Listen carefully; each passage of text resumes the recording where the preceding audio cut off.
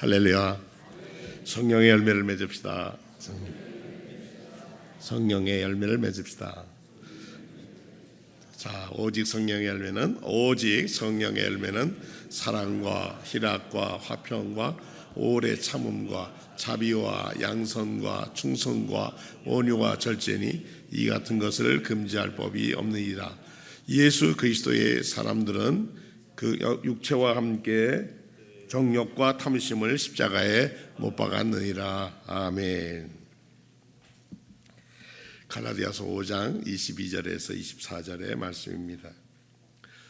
저는 이 4월 들어오면서 부활절기를 보내면서 이 세상, 상대적인 이 세상에서 우리의 삶은 우리 절대적인 영생의 시간으로 우리를 부르시고 초대하시는 예수 그리스도의 사랑, 복음을 우리는 묵상하고 있습니다. 예수님을 믿는다는 것은 여러 가지 의미가 있지만 결국에는 상대적인 세상에서 죽음으로 일생을 끝내는 이들에게 영생의 길, 흔들리지 않는 하나님의 나라를 선물하고자 하는 하나님의 초청을 예수 그리스도를 통해서 우리는 받게 됩니다. 예수님의 제자들이, 요한의 제자들도 선생님이 제자들에게 기도를 가르쳐 줬는데 우리에게도 기도를 가르쳐 주십시오 그랬더니 우리 주기도문을 가르쳐 주셨어요. 근데 그 주기도문 중에 맨 마지막 송영 구절인 나라와 권세와 영광이 영원히 아버지께 있습니다, 아멘 하는 거는 후대 사람들이 기도에다 덧붙여서 주기도문을 완성했다고 합니다. 이 세상의 역사 속에서 세상은 오고 갑니다. 어느 날 제 선생님이 한번 부르시길래 갔더니, 안 목사, 소련이 망할 것 같아. USSR 그 당당한 세계, 미국과 냉전의 축을 거는 소련이 망한다는 거에 서 선생님, 소련이 어떻게 망해요? 그랬더니 멀지 않았어. 그렇지만 고르바초프 시대부터 달라지기 시작하지만 세상이 달라져서 냉전의 시대를 깨져서 아주 대단한 시대를 문을 열었습니다. 요즘 그 냉전이 제일 얼음이 꽁꽁 얼어붙은 한반도에 하나님의 사랑의 역사가 펼쳐질 것을 우리는 기대하고 있습니다. 그래서 많은 기독교 단체에서 이런 요청을 합니다. 우리 예수 믿는 사람들은 우리 27일 날 그날까지 매일 낮 12시 되면 나라를 위해서 기도합시다. 그 회담이 정말 이 땅에 다시는 전쟁의 위협과 공포가 없이 편하게 살 수 있는 나라로 바뀔 수 있는 전기가 된다면 하루아침에 되겠어요. 그동안도 1950년부터 지금까지도 전쟁 속이었는 분단된 걸로 보면 더 오래 갑니다만 그렇게 지내왔지만 하나님의 시계는 또 하나님의 시간대로 흐르거든요. 그래서 우리가 할 수 있는 것은 나라를 위해서 기도하는 거다. 이건 우리 그리스도인의 우리 본분이다. 이런 생각을 갖게 했습니다. 이 세상 나라들은 오고 갑니다. 그렇게 막강했던 알렉산더의 마케도니아가 망했고요. 그렇게 바벨론 왕국이 강했었는데도 망했고요. 그렇게 자랑하던 팍스 로마나 로마 제국의 평화도 끝났고요. 시대가 가면 역사가 가면서 사람의 나라는 그 시대가 얼마큼 가느냐일 뿐이지 끝납니다. 특히 이기적인 세력과 권세의 의지로 세워진 나라라면 더 쉽게 무너집니다. 그래서 절대 권력은 절대 부패한다 하는 것이 정치가들이 일러주는 교훈입니다. 또 어떤 분들은 이 식민지나 정치적인 어려움 속에 핍박을 받고 살았던 사람들은 한 가지로 말하는 것인데, 나라가 있고 사람이 있는 거, 국민이 있는 거다. 이런 아주 뼈저린 아픔을 겪었던 분들은 그래요, 나라 사랑하는 마음이 남들보다 더 우선하죠. 그러나 그 나라가 이 세상의 나라만이 아니라 하나님 나라여도 되어야 한다는 것입니다. 하나님을 믿는 사람들은 이 세상 나라 속에 사나 영원히 흔들리지 않는 나라를 사모하면서 살아갑니다. 그 나라, 영원토록 함께할 그 나라의 소망을 가지고 살아가기 때문에 우리는 하나님의 역사가 이 땅에서 이루어지는 것을 눈으로 보고 체험하게 됩니다. 그래서 우리는 절대적인 하늘나라의 도리를 믿고 나는 길이요 진리요 생명이니 나를 통해서 아버지께 올 자가 있다고 하는 그 길을 열어주신 주님을 사모하고 마음에 모시고 그분의 뜻대로 살려고 애를 씁니다. 하나님의 나라라고 했을 때, 천국이라고 했을 때 우리는 어떤 의미를 갖습니까? 천국은 그저 하늘에 붕 떠 있는 어느 공간에 있는 꿈과 같은 세상이 아니라 예수께서 가르쳐 주신 천국은 실제한다고 하는 것입니다. 천국은 실제하는 천국입니다. 어떻게 이 땅에서 천국이 실제합니까? 조금 맛본 세대는 있습니다. 어느 때 있습니까? 예수께서 부활하시고 승천하시고 내가 너에게 보낼 약속하신 성령이 오시기까지 이곳을 떠나지 말고 있어라 해서 마가 다락방에서 40일 동안 기도하고 사랑하는데 전무했더니 거기에 성령 강림에 임하였습니다. 그때 그 사람들의 특징이 뭐였습니까? 내가 있는 것을 다 갖다 놓고 필요한 대로 나눠 쓰고 자기인 것은 내놓고 그 사람의 필요에 따라 나눠 쓰는 그런 시대가 잠시 천국의 모습을 보기도 했습니다. 소득과 분배가 의미가 없던 그런 시대였습니다. 우리가 이 세상 살면서 보면은 보이는 것이 다가 아닙니다. 나는 보아야 믿는다 그렇지만 보이지 않는 것이 많습니다. 요즘 제가 좀 감기를 고생합니다만 이 바이러스는 봐서 보이지 않습니다. 보통 아주 고배율 전자 현미경으로 봐야 이게 이렇게 생겼구나. 또 커다란 것은 우리가 멀리 있는 것을 우리가 볼 수 없습니다. 그때 우리 망원경을 가지고 봅니다. 제가 어느 한번 휴가 때 영월에 가서 그 영월에 사는 천문대에 올라가 본 적이 있습니다. 산 꼭대기에 있는데 올라가서 보니까 해도 볼 수 있고요. 그다음에 별들도 보는데 어젯밤 지나갔던 별자리를 다 보여주는 거예요. 해가 지면서 해가 뜰 때까지를 보여주는데 우주가 이렇게 크고 놀랍구나. 우리 눈으로 보는 건 몇백 광년 전에 빛나는 빛을 보고 있는데 거기 가보니까 천체망경경을 통해서 허블이라고 하는 망경이 그렇게 또 먼 곳에 있는 것을 볼 수도 있게 했습니다. 세상에서 가장 먼 나라가 어디냐면 서울에서 평양이 가장 먼 나라입니다. 아마 마음으로 멀어도 그렇게 멀은 나라는 없을 겁니다.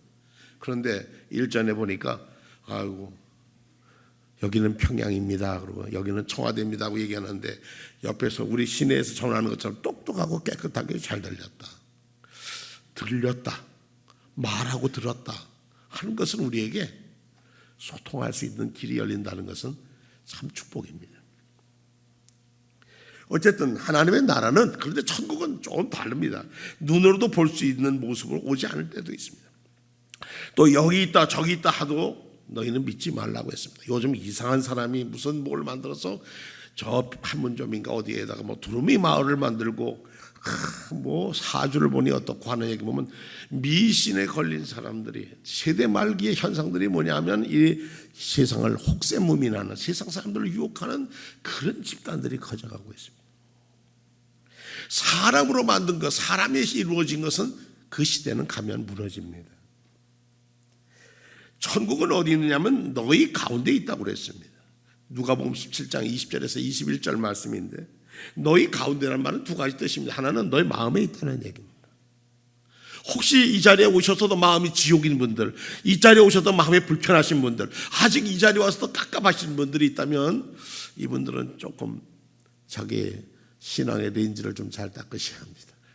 근데 렌즈를 잘 닦아야 잘 보이는데 그 렌즈에 닦을 수 있는 것은 눈물의 기도라는 게입니다. 회개의 기도 없이는 우리는 마음의 평안을 얻을 도리가 없습니다. 또 하나는 너희 중에 있다는 거예요. 너희 가운데 사이에 있다는 거예요. 관계 속에서 이루어진다는 것입니다. 저와 제 아내가 사이가 불편하면 세상 없이 불편합니다. 그러나 가까우면 세상 없이 가깝습니다. 천국이 이루어지는 것은 어디냐? 관계성에 있다고 하는 거죠. 거기에 어떤 가치를 추구하느냐 하는 것인데 예수 그리스도라고 하는 우리 최고의 가치 추구, 그분의 말씀을 우리의 삶의 중심으로 살아가고 있습니다. 제가 요즘 지나면서 제가 죄 지은 일이 많았던 것 같습니다. 그중에 제일 제가 하나님 앞에 부끄러웠던 것은 제가 지난 우리 금요 기도에 우리 함께 성도님과 기도하는데 크게 저를 깨우쳐 주셨어요. 근데 무슨 죄를 졌길래 그랬습니까? 그러지만 어떤 하나님이 늘 저와 함께 있다는 것을 잊고 살았어요. 목사가요. 그것도 몇 주 동안을.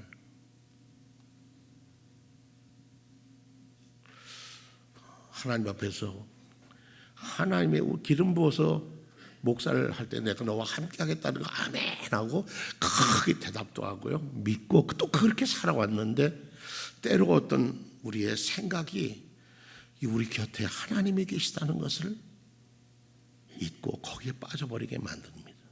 그럼 우리는 어디에 있어요? 지옥에 살게 됩니다. 하나님을 떠난 영혼은 지옥 속에 삽니다.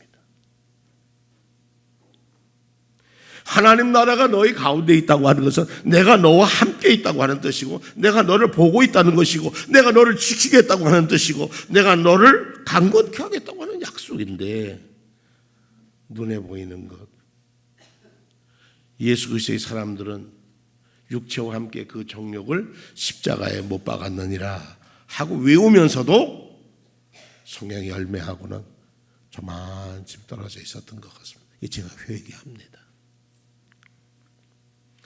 예수 그리스도를 믿는다는 것은 삶의 절대성을 믿는 것입니다. 상대성이 아닙니다. 세월이 바뀌면 바뀌는 것은 진리가 아닙니다. 세월이 바뀌어도 변함이 없는 것이 뭡니까?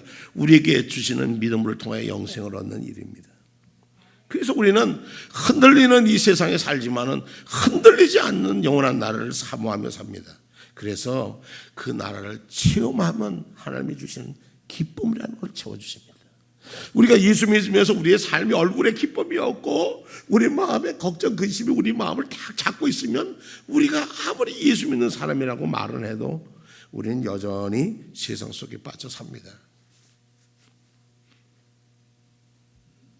하나님의 나라는 먹고 먹는 일과 마시는 일이 아니라 성령 안에서 누리는 의와 평화와 기쁨이라 그랬어요. 하나님 나라는, 천국은 바울 사도는 그렇게 이해했어요. 성령 안에서 누리는 하나님과 올바른 관계. 그러니까 세상과도 올바르게 관계를 맺죠. 윤리도덕적으로 문제가 되지 않죠, 당연히. 그 다음에 평화, 세상에 그 다음에 주신 하나님의 평강, 평화가 서로 평화로 가야죠. 그리고 마지막은 기쁨이라 그랬습니다. 저는 기도합니다. 이 나라에 하나님께서 이 시에 하나님 나라의 기쁨을 이 한반도에 내려주시기를 기도합니다. 그래서 그 나라가 오기를 기도합니다. 어떤 사람은 다 그 사람들을 늘 속이는 사람들이야. 그 사람들 말 믿을 수 없어. 우리 거의 오랫동안 못 믿었잖아. 그래도 저는 믿으랍니다. 믿어서 손해볼 건 없을 것 같아요. 하나님께 대해서 믿는 것이지 그 사람들을 믿는 게 아닙니다. 하나님의 섭리를 저는 믿습니다. 하나님이 내 안에 계시고 이 나라 안에 계시고 이 민족 안에 계시면 하나님이 하시는 일을 누가 막겠습니까?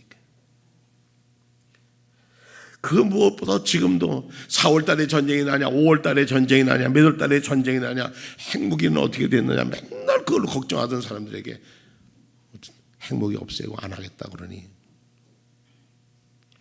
우리가 말하기보다 더 먼저 얘기를 하니 이게 무슨 조합입니까? 저는 하나님의 역사라고 믿습니다. 세 번째로 우리 그 나라를 소망하며 살아가는 차원에서 살아가야 합니다. 은혜 받고 하나님 나라를 차원을, 하나님 나라에 들어가 살면 생각하는 차원이 달라집니다. 살아가는 차원이 달라집니다. 제가 아는 어떤 장로님은요, 그 내외가 사람들을 대하면 꼭 긍휼과 자비로 대해요. 그분은 한 30여 년, 40년을 지내왔는데 그분이 하는 일들은 보면 긍휼함과 자비예요. 아, 참 장로님 저런 믿음이 어디서 생겼을까 그랬더니 그 부모님도 또 그렇게 사셨어요.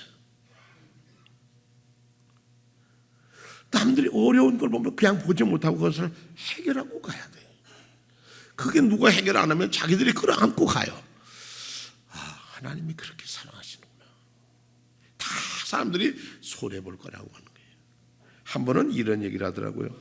목사님, 우리 집에 남매가 생겼어요. 들어왔어요. 그래서 입양했냐? 그랬더니 아니에요. 저희 들어왔어요. 어떻게 됐어요? 그러니까 하루는 자기 사는 동네에서 충주라고 하는 곳에 차를 몰고 가게 됐는데 앞에 어떤 트럭이 가더래요. 근데 저녁 해가 뉘어질 정도인데 넘어가는데 그 이상한 느낌이 들겠는데 앞에 저가 서더래요. 그러면 남녀아인 중학교는 안 된 초등학교는 여자애하고 남자애 두 아이를 딱 내려놓고 장학회장 가더라는 거예요. 그래서 차를 세워놓고 가만히 보니까 그 아이들이 울면서 걸어가더라는 거예요. 그래가지고 가서 세워놓고 태웠대요. 어떻게 된 거냐? 그랬더니 우리 어머니는 어떻게 됐고 우리 집안이 어떻게 됐어. 너희들이 어디 가서 살아라 그러고 그리고 애를 버렸다는 거예요.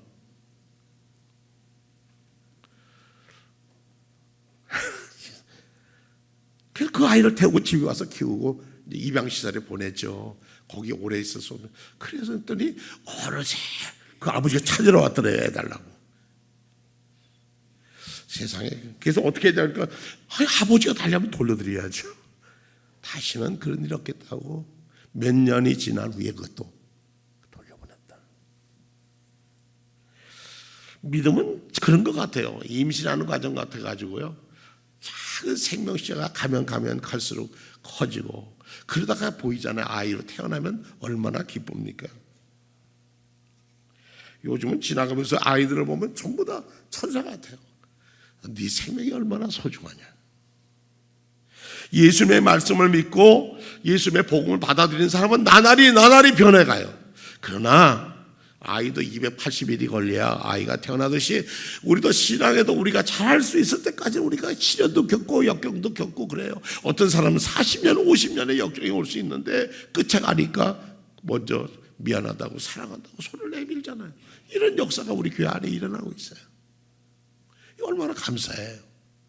당장 우리가 울고 밤을 지새워 천안에도 응답이 없었는데 하나님이 때가 되니까 역사하시죠. 그 나라의 사람들의 특징은 뭐냐면 아버지의 뜻이 이 땅에 이루어지기를 기도합니다. 하나님의 나라가 이 땅에 오기를 기다립니다. 더 정확한 기도는 주 예수여 오시옵소서 하고 사모하며 사는 사람들입니다. 그럴 때 하나님은 우리에게 천국의 기쁨을 주시고 천국 시민권에 대한 사명을 주십니다. 그렇게 사명을 가지면 우리에게 가지는 사명은 첫째는 기쁨이요. 기쁨으로 전도하는 겁니다. 나를 만나서 나를 변화시킨 예수님을 증거하는 겁니다. 저는 이런 어려울 때 하나님은 이렇게 저를 도우셨어요. 사람마다 다 도우는 게 다르지만 하나님은 저를 도와서 이렇게 하나님의 일을 하게 하십니다. 나의 나된 것은 하나님의 은혜입니다. 이렇게 고백합니다. 두 번째로 이 천국 생활하는 사람은 뭐냐면 삶의 목표가 달라집니다. 누구든지 자신에게 가장 중요하다고 하는 것, 하고 싶은 것을 목표의 1번에 둡니다. 그래서 버킷리스트에서 내가 죽기 전에 해야 할 일, 100가지, 10가지 적어놓고 이거 해야지. 그런 것도 중요하겠죠. 하지만 어떤 분은 자식 교육이 제일이다. 그러면 그 사람은 자식 교육에 살아요. 어떤 사람은 사업에서 내가 높은 성공을 해야 되겠다면 또 그렇게 가요. 그러나 성부, 성자, 성령, 삼위일체 하나님 예수 그리스도를 믿고 하나님 나라에 눈을 뜬 사람에게는 뭐가 관심이냐? 하나님 나라가 제일 관심입니다. 교회가 제일 관심입니다. 그렇기 때문에 하나님을 기쁘시게 하고 하나님 나라에 헌신하는 것을 기쁨으로 삽니다. 누가 뭐래도 하나님을 기뻐하시는 삶을 삽니다. 과거에는 어떻게 하면 우리 아이들을 어떻게 키울까? 또는 어떻게 하면 세상에서 또 직장에서 상사들한테 사랑받을까? 어떻게 하면 사업이 잘해서 어떻게 우리가 좀 많이 쓸까? 그런 거였다면 하나님 나라의 기쁨을 체험한 사람들은 하나님을 기쁘시게 하려면 돈을 어떻게 벌고 어떻게 써야 할까를 고민하게 될 겁니다. 삶의 모든 부분에서 하나님, 내 중심에서 하나님 중심으로 중심 이동을 하게 됩니다. 우리는 작은 코스모스 우주라고 합니다. 내 우주는 기껏해야 150년 미만입니다. 하나님의 우주는 지금도 영원하고 주 하나님의 세상은 너무나도 커서 우리가 측량할 수가 없습니다. 하나님을 사랑하고 하나님 나라를 사모하는 이들에게는 변화가 무엇이냐? 나 안에 남을 볼 수 있는 눈이 열립니다. 마지막으로 그 나라를 가고 싶다는 생각을 갖고 삽니다. 흔들리는 것들이 전부인 줄 알고 그것을 어떻게 붙잡고 살까를 걱정했던 사람들이 영원히 흔들리지 않는 하나님의 복음을 전하는 사람으로 바뀝니다. 1800년대에 세계 부흥운동이 있었는데 그 운동 중에 영국에서 활동했던 부흥사요 아주 유명한 목사였던 찰스 스펄전이라고 하는 목사님이 계십니다. 요즘까지도 찰스 목사님의 설교집은 많은 목회자들에게 영향을 주는 책이기도 합니다. 그 책에 이런 얘기가 나옵니다. 어느 날 누군가가 스펄전 목사에게 물었답니다. 목사님, 예수 그리스도의 복음을 한 번도 들어본 사람이 없는 사람도 구원받을 수 있겠습니까? 예수 그리스도의 복음을 한 번도 듣지 못한 사람이 있는데 그 사람도 구원받을 수 있겠습니까? 그래서 스펄전 목사님은 시끄러 웃으면서 그랬대요. 그럴 수 없습니다만 그보다 더 중요한 질문은 당신이 질문을 받고 안 내면 예수님을 안다고 하는 사람들이 그분에 대해 들어보지 못한 사람에게 그분을 전하지 않는다면 그들이 어떻게 구원받는 사람이라고 할 수 있겠습니까? 당신은 지금 구원받았다고 확신 가지고 이 자리에 온 것 같은데 구원받지 못한 사람들이 아직 있는데 그분을 복음을 전하지 않는다면 당신은 구원받은 사람이라고 할 수 있겠습니까?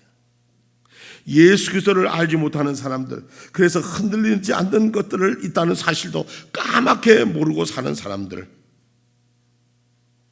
지난주 우리 태국 선교에서 권성 목사가 예수를 전할 수 있고 뭐 사랑이 뭔지 아무것도 모르는 이들을 어떻게 가르칠 수가 없어서 자기 나름 생각에는 한국 교회에 와서 보자고 한국 교회 몇 교회를 쭉 다녀보더만 그들이 왜 우리를 사랑하고 왜 그들이 전혀 이름도 모르고 남 모르는 우리에게 이렇게 친절했는지 알게 됐다.